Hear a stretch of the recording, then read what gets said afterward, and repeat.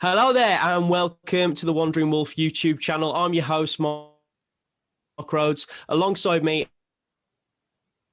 is my fellow Wolves lifer, Mr. Craig Forward, who is now the quiz master. All right, how you doing, mate? You all right? Good to see you. Well, yeah, you too. But I always get a bit nervous before the quiz. I'm getting like palms sweaty, and I'm even more nervous because the contestant tonight, he knows his stuff, man. He knows his stuff. He works on Radio W, doing the Wandering Wolf YouTube channel. How you doing? Look, good, mate, yeah. Yeah, good. I'm Craig. I haven't got the branding like Steve Herman had the other week, but what I've got is this. Yeah. Come on! Super. That is old school brilliant.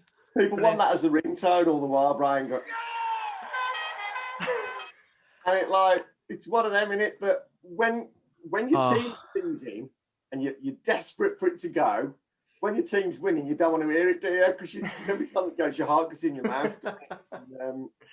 And even now, because when I'm doing the games with it, when it goes off in my ear, I'm at a game, I don't, because they used to start saying shit, like, goal at Villa have scored, or goal at Blues. I don't want to know. I want to just be like the particular. So I think in the tone of your voice, if they've told you just before, it changes the way that you could say, it's good news for Blues fans. No, just don't tell me. So I prefer to do it like that. But I was watching you two guys after Friday night, after the Leeds game, and like you as well, I was absolutely buzzing. And yeah, we enjoyed that one. The thing is, isn't it, that if people don't, doesn't matter what team you support, it's if you're doing badly, I don't know about you, I just have, like the little cartoon man with like the rain cloud following him around all the while.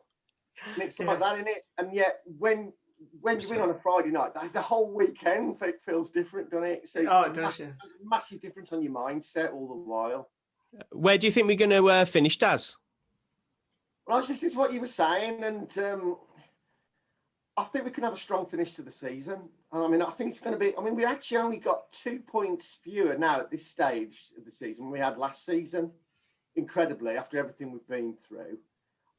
I won't lie. A few weeks ago, I mean, at half-time of the Arsenal game, I was getting genuinely worried. I mean, we'd just been beaten by the worst team in the league, even though they're probably not bottom at the moment. A few weeks before, and I was genuinely beginning to think, God, this could get messy. Yeah. And obviously, there was all the pressure that was mounting on Nuno as well. Yeah. And isn't it bizarre that perhaps the one player who's had the biggest say on our season doesn't even play for us? I mean, it's David Luiz. First of all, the incident with Jimenez. So true. At the Emirates, which completely scuppered the season for so long. And then we're getting battered by Arsenal, 1-0 down, lucky to be 1-0. And then he does that on Jose, gets sent off, and he changed that our season again. So I don't think we've looked back since then. We've played some great stuff since then, haven't we? Fingers crossed, man. We can have a cracking end to the season, really, because you're so right about David Luiz. Like that lunch has like kind of made our season go up about 5 notches, hasn't it? So fingers crossed we can get into the top 10 at least. It's been a real turning point, and I think once Bolly's back, I think that'll make, because obviously we're still struggling with defending set plays at the moment. So I don't know about. I mean, I had a full head of hair before the game against Leeds on night, and I'm with you on Podence as well. I mean, I think once he can get fit, he starts for me. And in fact, it's interesting what you're saying about Traore. If 2 years ago you'd have said to me, you'll lose Traore, I'd have gone, no. I'd have gone, yeah, all right. This time last year, I'd have gone, no way. And then this year, it's gone backwards, hasn't it? And I was actually talking to someone within the club only a couple of days ago about this, and it's something I'd not really thought about. They said that with him, more than a lot of players, he's missed having a crowd. He said because he's the sort of player that when the ball comes to him, there's always this surge of energy and expectancy, and he feeds off it. And he said for him, it's been really, really flat.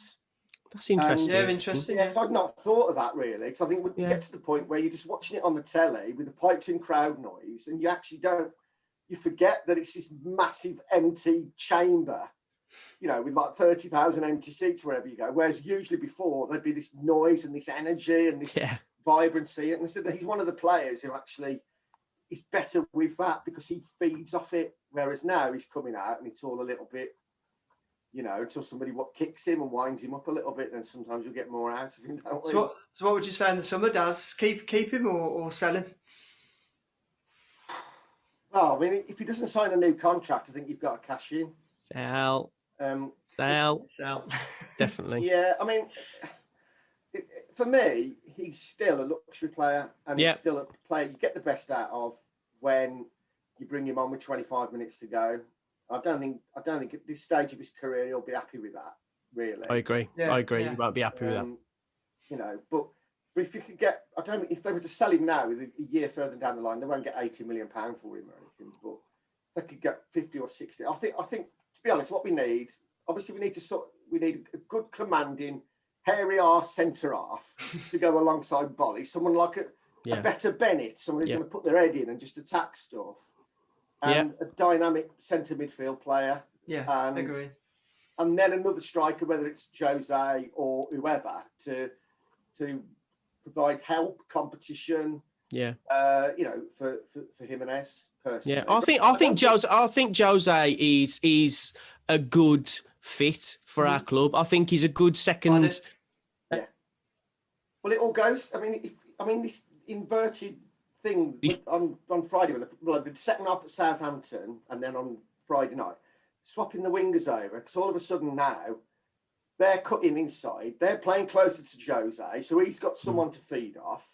Yeah. It's leaving space in the wide areas then for Semedo, who had his best game by a mile, and then hopefully Johnny, when he gets properly match fit, gives them that sort of space to run into.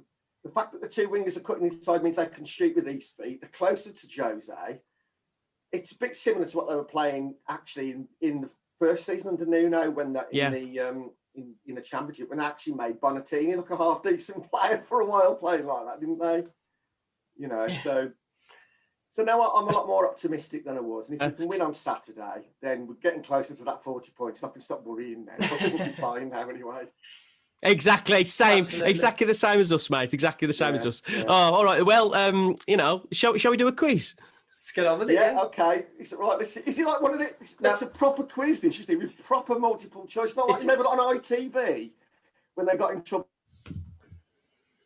with people. So, like, you'd be on this morning and they'd say, like, you can win a holiday to the Maldives. What's the capital of England? Is it A, London, B, Paris, C, Cardiff, or D, cheese? Phone this number at 40 quid a minute. And you wanted to phone up and just say cheese just for the crack, even though it's going to cost you all that money. I'm going to phone up 4 times. I'm going to phone up 4 times just in case I don't get the right answer on the first three. And it was, go on then. It was London, by the way, in case Cheers, mate. Hey, we've got a good one here, mate. We've got a good one here. Unfortunately, there's no Maldives holiday, and it's not a difficult one tonight. So you're all right. Don't panic. Because like Mark was saying, he gets nervous. I'm getting nervous just trying to think of the questions and not get them wrong. Pressure's on. Oh God! All right then. Come on then, Craig. Let's do it. Let's do this. Right, Daz, we're going to come to you first, mate. We're going to come to you first. Right. Looking ahead to the fixture at the weekend.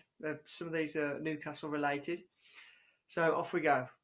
Question 1. Wolves and Newcastle have met 100 times in their history. And how many times have Wolves won? Is it 31, 41 or 51? I'd say 51. I think in my lifetime, we've always done pretty well against Newcastle. So I'm going to go 51. Yeah. 51? Unfortunately, it's 41, mate. Right, innit? Sorry about that, mate.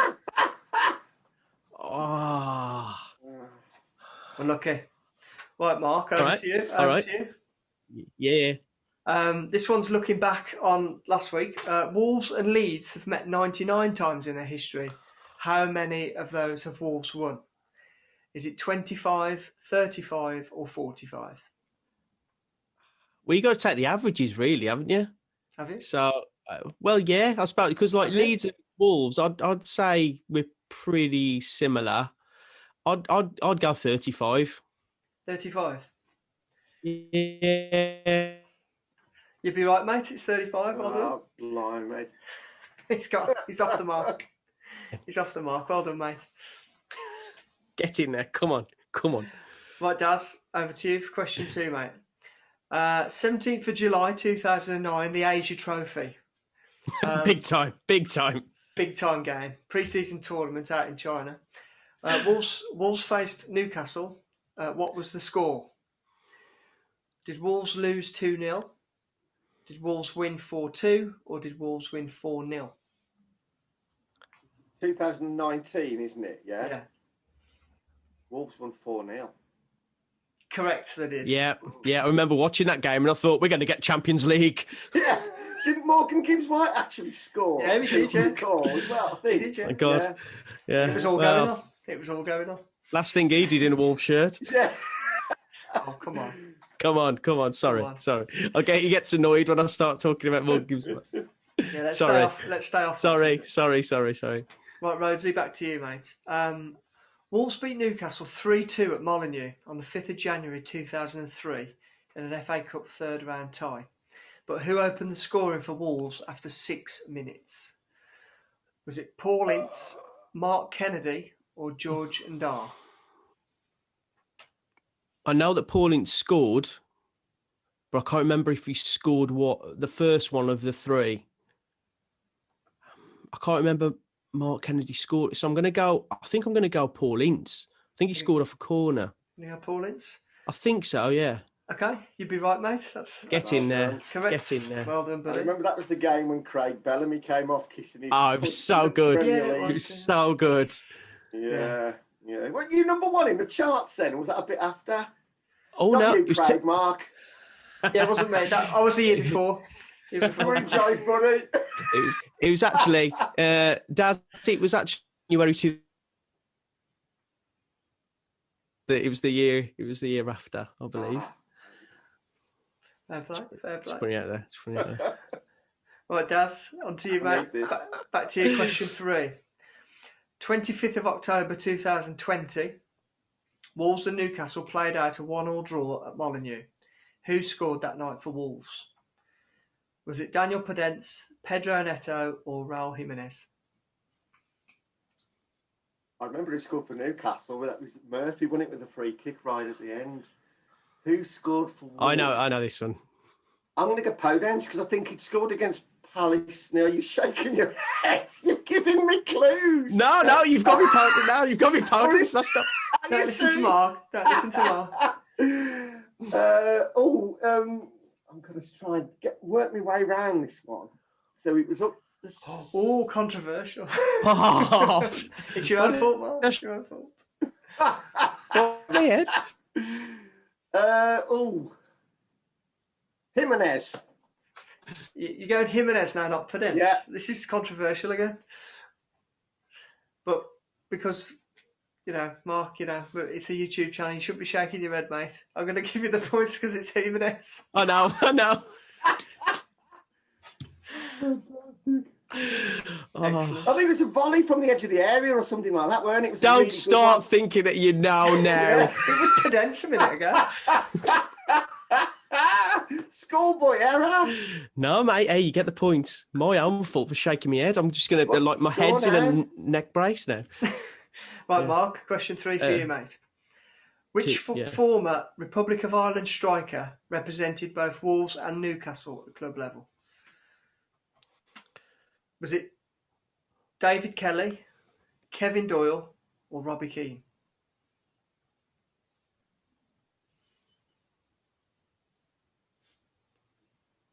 Could you give me the 3 again? Because I couldn't hear you.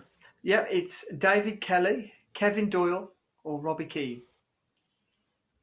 Played for both of them. Robbie Keane's never played for Newcastle. He played for a lot of clubs, though. He did, to be fair. Supported them all. Kevin Doyle's not played for Newcastle, I don't think. Who's the other one? David Kelly. Let's go with David Kelly then. Yeah? David Kelly it is, mate. Well done. Get in. The one on the board. He still does games for WM now because he helps cover with... Does he? The Warsaw. He does of course. Of course. Top bloke, David Kelly. He is, but the other week after the Black Country Derby, because that was the early kick-off, I had to go around the grounds to him, and he was sending me texts and all sorts before I went to him, because he's a big Baggies fan, you see, Ned is, and so I was having to swear at him on the text. Oh, bless I was you. asking him football questions, but he's a good bloke. Amazing. Legendary. Amazing. All right, Daz, next question for you, mate. Which former Georgian international striker represented both Wolves and Newcastle? Now, this isn't multiple choice, unfortunately. Tamiri Ketspire. That's right, yeah. Yeah. I'm going to try and drag it out. I just thought, yeah, oh God, yeah. Walter Zenga. Oh, yeah. It's very Walter Zenga-esque. He's back. Eddie Hitler. Well, a lot of people say that I look like Richard. There we go. Rick Mail, so. I can see it. We'll go for that. Nice. It's Brad Pitt with Craig, isn't it? Well, you said it, Daz. Oh, it's so good. It's too young, mate. It's too young. Too young. All right. Okay. Right. Where are we? Rhodesy, question 4. Okay. Which Portuguese club did Pedro Neto start his career at? Was it Sporting Lisbon, Braga, or Porto?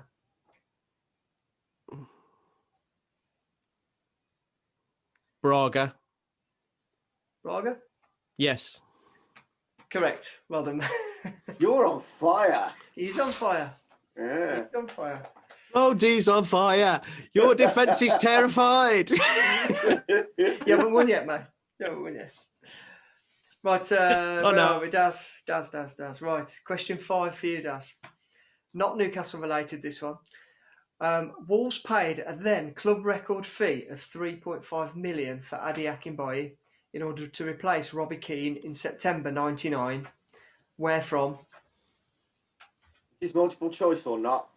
Yes, Bournemouth, Blackpool, or Bristol City. I remember it. It was Bristol City, wasn't it?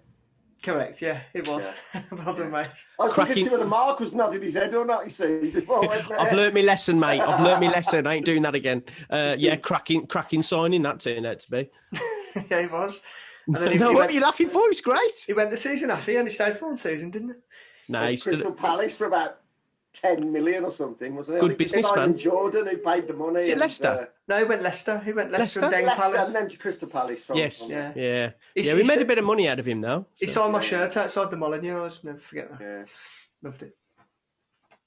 Right, That's a... Blimey. right, Rhodesy, last one for you, mate. Right. Okay, mate. Which Wolves player was reported to have been scouted by a number of NFL teams whilst playing in Spain? Was it? It's true. Don't laugh. Is this a joke question? Was it Willy Bolly, Roman Sace, or Adama Traore? Well, common sense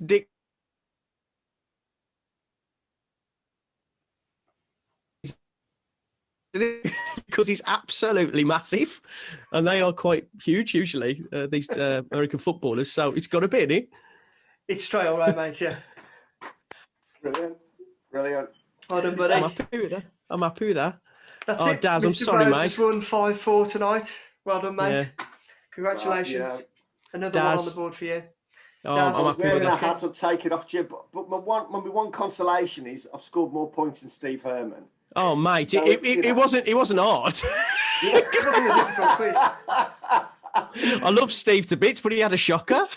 He had an absolute shocker. At least I can dine out on that. But listen, thanks ever so much for inviting. Let me get the goal line back on. Thanks ever so much for inviting us. Come on. Come on. And keep up the good work. It's a fantastic channel. Oh. And it's just Cheers, going to get mate. bigger and bigger. Bless And, you. Yeah, we hope so. Bless you, Daz. And hopefully, before too long, we'll actually be able to go to a football match again and we can have a beer and do, as long as Mark's paying or Craig's paying, obviously. I'll pay. Yeah. I'll get the second round. I'll mention your number one hit again. when we're up the Oh bar. God! Oh, please don't. And we'll have a beer. And Oh, I love that. Tonight. But thanks ever so much for inviting us. That's a pleasure, Daz. All right, and keep going, and hopefully we'll have a strong finish to the season as well. Excellent. 100%, mate. Thank you so much for coming on the Wandering Wolf channel. Daz, you're a top man. And Cheers, Daz. Plug it. We want all the plugging for the Wandering Wolf channel. Cheers, mate. Much appreciated. All right, you've been watching Wandering Wolf. It's just going to get bigger and bigger and bigger. So it's, just keep at it. Cheers, mate. Right. Cheers, mate. Watch you again. Thanks for inviting us. Top man. Cheers, Daz. Cheers. Bye. Thank you. See ya. Night. Bye.